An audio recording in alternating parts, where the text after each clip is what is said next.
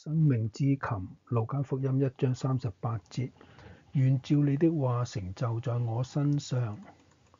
德國嘅大音樂家孟德爾頌曾經步行去一個著名嘅教堂，去拜訪一位著名嘅琴師，目的係想去彈奏嗰個教堂中最著名嘅大風琴。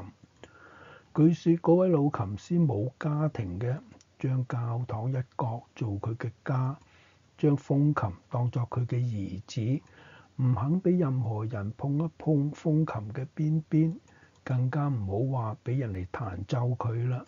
呢位老先生就唔識孟德爾頌，所以當年輕嘅孟德爾頌説明來意，希望彈一彈呢個舉世聞名嘅風琴嘅時候，就立刻遭受老琴師嘅拒絕。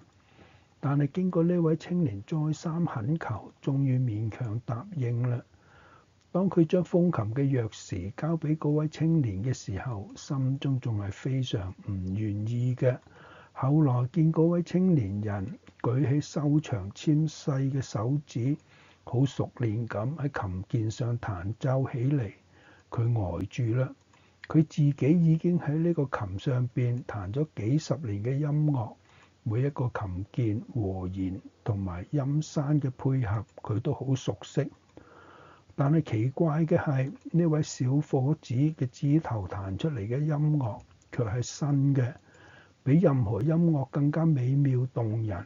佢聽到出咗神啦，甚至等到青年人彈完，將琴關好，交翻條鎖匙俾佢嘅時候，佢先至好似喺夢幻中驚醒過嚟。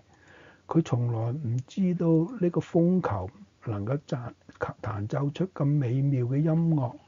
接過鎖匙之後，佢好戰兢咁向青年人問啦：你尊姓大名啊？青年人就恭敬咁鞠咗一個躬，謙卑咁話：我叫費利克斯·孟德爾頌。呢隻風琴實在太好啦，多謝你。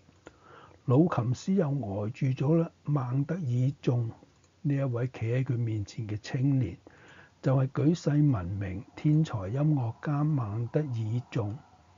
而一個小時之前，佢仲係唔肯將呢個風琴嘅鎖匙交俾呢位青年，佢覺得慚愧啦。